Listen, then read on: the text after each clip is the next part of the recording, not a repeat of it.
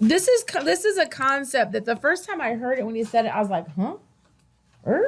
So Grant says control time versus manage it. Do you want to manage your business, or do you want to be the person who controls it? So when he's talking about controlling time, he's talking about taking charge of your day. Just meaning that you block out, you plan your day. You control what comes in your day. And if it wasn't on your plan, it doesn't come in your day. Now, and I'm going to speak for myself. I'm not always successful at that. I have a tendency, and I don't know, I allow other people's priorities to overtake mine sometimes. It just happened to me a few weeks ago, and I ended up being sucked in like a whole week of what I was going to get accomplished. I did not get accomplished because I let someone else's priority take over. And so that's what he's talking about when he's talking about controlling it. Don't manage it. Don't like not have a plan and then just let stuff show up. Control it. Say, no, I can't do that today. No, I'm not going to be able to help you with that today. Like, that's where that comes in. It took me a minute to like really understand what he was saying, but part of me is always pushed not away from this because I didn't want to be so regimented with my time. But when you put it on with like everything else, your goals and everything you're trying to achieve, it makes sense because you're not going to be able to do them. Family's going to suck time away from you, right? It happens. Kids, it's going to happen. Work, okay? So take control of your 24 hours. Schedule your day in 15-minute blocks. This is the way that he does it. And Grant's all about like, be obsessed or be average. So he's going to say, if I'm going to make phone calls for 15 minutes, he's going to challenge himself. How many can I do in 15 minutes? In this 15-minute block, I'm going to do this. In this 15-minute block, I'm going to do that. Now, Darren Hardy recommends doing like 90-minute blocks. And I think that works great for longer projects. Like if you're working on a presentation or you're working on like getting your stuff ready. I'm picking on Katie because I know she does jewelry. So like you're working on getting your stuff ready for your Facebook Lives. But once that 90 minutes is up, stop and go on to the next thing, right? The 15-minute blocks, especially if you're doing stuff that scares you. So you're not like, I have to do this whole thing for an hour. No, you don't have to do it. Which is how I got over my hump of doing the Facebook Lives. Because it was something that Jared Glanton had said. He works with Grant. He said, get out of your head how long a webinar is supposed to be. A webinar does not have to be 4 hours. It doesn't have to be 1 hour. Get out of your head about what it's supposed to be. And once I let go of it, I'm like, okay, I'm going to teach this, and then I'm done. Okay? So that's how you can do it. Don't look at the hours during your day, because sometimes if we look at the hours, we think, I got plenty of time. And then we don't. And then we end the day not getting stuff done. All right? So this is something I definitely challenge you to do. Next, make quality time for your family every day. Grant Calls says, you want it all? Who wants it all? I'm the only one that wants it all? I was singing, I'm sorry. Who wants it all? Like, who wants everything? The great family, the great job, the great life, the great vacations, the great house. Grant always talks about his helicopter.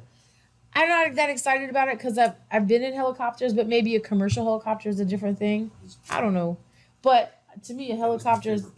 Yeah. That's why I got the jet, so I can save time. I don't have to wait on you people. That's right. That's right. Okay. So, but make time for your family. Family time is important. I was reading some reviews on Be Obsessed or Be Average, and one lady's review was like, he thinks 15 minutes is enough time. I agree with Grant. Your kids don't necessarily want all that much of your time. They want your money, and they want your opinion sometimes. But like making sure that you schedule that time. I found with the boys when they were growing up, as long as they knew they could count on certain days and times, it was more than enough. Okay. So, but make sure that you make it happen, because if you don't plan for it, there's never gonna be time. Even in their schedules, they're not gonna make time for you either. It's like that. Who sings it? Cats in the Cradle and the Silver. Wait, that's the Cat Stevens, but he changed his name to something. Yeah, it's like the Cat Stevens Stevens song. Like, if you don't make time for your kids, they're not gonna make time for you when they're grown. Okay. All right, keeping statistics on everything that is important. Right? This is something you cannot shy away from. You can't like not look at your stuff. So workouts, time with your family, money, investments, clients, follow up, your incoming calls, your outgoing calls. You get what you focus on. And if you're not looking at it and measuring it, then you're not going to be able to make it predictable. And the example that Grant always uses, if If he knows it took him 60,000 calls to make $60,000 and he wants to change that income amount, then he knows exactly how many more calls he needs to make. And that's how you can start predicting the future. And it doesn't leave any room for guessing or assumptions, right? You know exactly, this is where I was, this is where I am, this is what I did. And you'll be able to see immediately, was it enough? Did I do enough of that to get where I wanted to go? And then you can make more effective changes. You're not just guessing on what changes. You're not just focusing on what's easy to change, right? Because sometimes we focus on what's easy to change instead of what needs to be changed. And James coming into the business was one way that happened because he had fresh eyes. And so like the things that he was saying were Captain Obvious. Like we kind of knew that they should have been, but we didn't have someone out there saying this really doesn't make sense. Okay. It also helps you be unemotional, right? Because you're just measuring. It's just a measurement. And then you can hold yourself accountable. All right. Keep a full calendar. Who has the full calendar? I don't. Is it getting full now? Yes. Right? But why do we want to keep a full calendar? What do you think is the importance of that?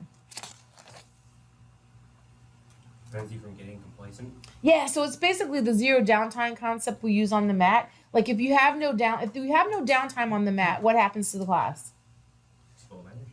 Yeah, the energy, everybody's moving, they know we're going next, and then they're like, oh, class is over?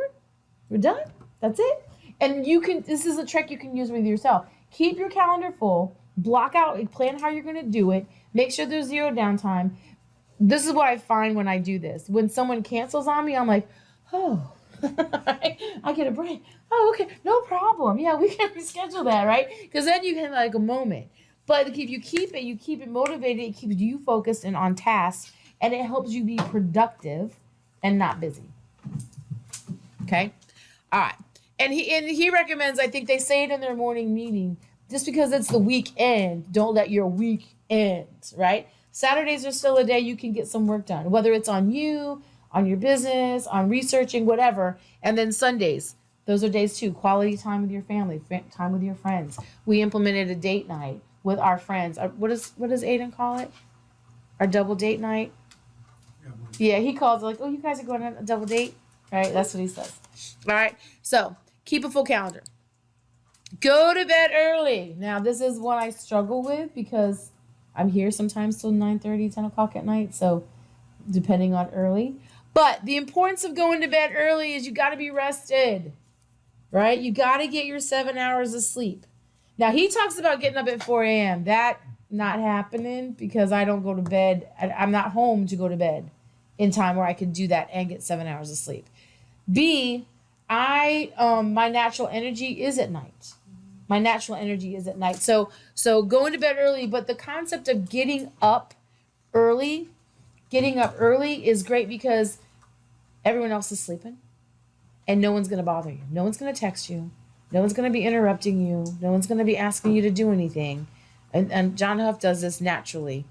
So he's always up early and enjoys the quiet of the moment, right? So that's the benefit of that. I thought you meant you got up early to ruin your quiet time. Naturally. No. So he's got this one down on lock. Okay. All right. Now, if you're having trouble sleeping, then we're going to cover that later on some ways to like do that. But Whiskey helps. medicine is called medicine. That's right. That's right. All right. So be the first one up in your neighborhood, right? So this is it. Get up early. No distractions. No one bothering you. Then you can have that moment to get your day started. But you can also get your goals done. You can get your battle plan written for the day. You can get set and motivated and inspired about what you're going to create that day. All right. Stay so busy you are running everywhere you go. Again, it's so you don't lose motivation. And when you take a break, sometimes like a 5-minute break turns into a 20-minute break, which turns into a half-hour show that you're streaming on Netflix, which turns into surfing on Facebook, which turns into 2 hours have gone by, right? So be very intentional about this one.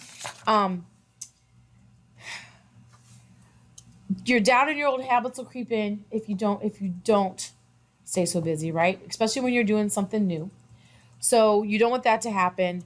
And you're not doing. And so if you're not doing, you're not motivated. If you're not motivated, you're not inspired. You're not creating. So just kind of keep it on that train. Keep that on that wheel.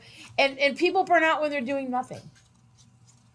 People burn out when they're doing nothing. Think about what you're excited about, whatever it is. Do you burn out when it's something you're passionate about? It's something you love doing? Do you burn out on that? No. You burn out on what? The other stuff. Okay? So momentum from your wins is going to keep pushing you forward. So you can't take that break. Think about, and this is a perfect time too, because we got all the Olympians, right? All the Olympians that are achieving their dreams or not, right? But they had a whole bunch of wins to keep them moving towards that goal. Okay? All right, next thing, schedule short breaks. Again, not the streaming shows. 45-second breaks, 1-minute breaks, 2-minute breaks, a coffee break, but schedule them in if you need them, but keep attached to your plan. Keep attached to the blocks, and then get back to it. Because the breaks are going to let the other stuff come out at you. Your doubts, your fears. Everyone has them. You're not good enough. Why should people spend money on this? Why should people hire you? Why should people listen to you? Why should they pay you for this, right? So those are all the things that happen when we don't stay focused on what we're creating. All right.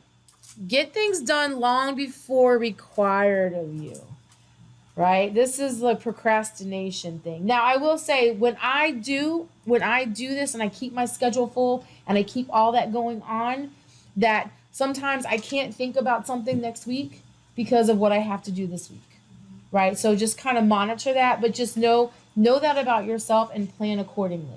Don't wait till like the night before something is due and start on it, right? Know that it's due and work on it in pieces. So you can put it in your 15-minute blocks. You can put it in your 90-minute windows. You can put it in a place where you can start working on it over time, okay? And Grant is always about closing speed. Like we have these ideas and thoughts that we have to, like, time has to be between the time I meet a customer and the time I ask them to buy. But that doesn't necessarily have to happen. We can shorten time. So if you can get something done quickly and efficiently for that customer, then do it, right? A lot of times we don't begin something because we need it to be perfect. But that would be like waiting to do this presentation until everything else is perfect. It's not going to get perfect. Repetition is the mother of skill. Just get it done, do it, and keep moving. All right. Write your daily battle plan. Who does this? I do. I totally do this, right? And it's setting that intention. It's setting, this is what I'm going for, and it's easier to say no to those other things because you have your plan. And it's easier to see, is this moving me forward or not? So writing your daily battle plan is going to keep you doing what you're supposed to do. Does that make sense? All right. And it doesn't have to take 50 gazillion minutes. I mean, I do it when I'm drinking my coffee. All right. I do it when I'm drinking my coffee. What am I doing? What are my goals? What do I need to get done today? What actions are going to be the most productive? All right. You can make your calls. You can do appointments. You can do your follow-up. Prospecting. This is something that's new. We should get together, Katie, and I can teach you some things that I learned about that. Because that was like a whole different concept for me of making outbound calls, right? Because no martial arts school marketing thing I ever went to talked about me calling people. It always about how to get people to call me. So it was a different mindset, but it's been very, very educational and giving me clarity. Goals that you need to set. Whatever daily workout you have, your family plans, okay? Now, again, it's your turn. It's work time. All right. So explain the difference between managing time and controlling time. In your own words, like what does that actually mean? And then why is it critical to have your daily to-do list before the day starts? All right. And Mr. Hopper's got the timer. And remember, we're like the Academy Awards. When the music ends, the time is up.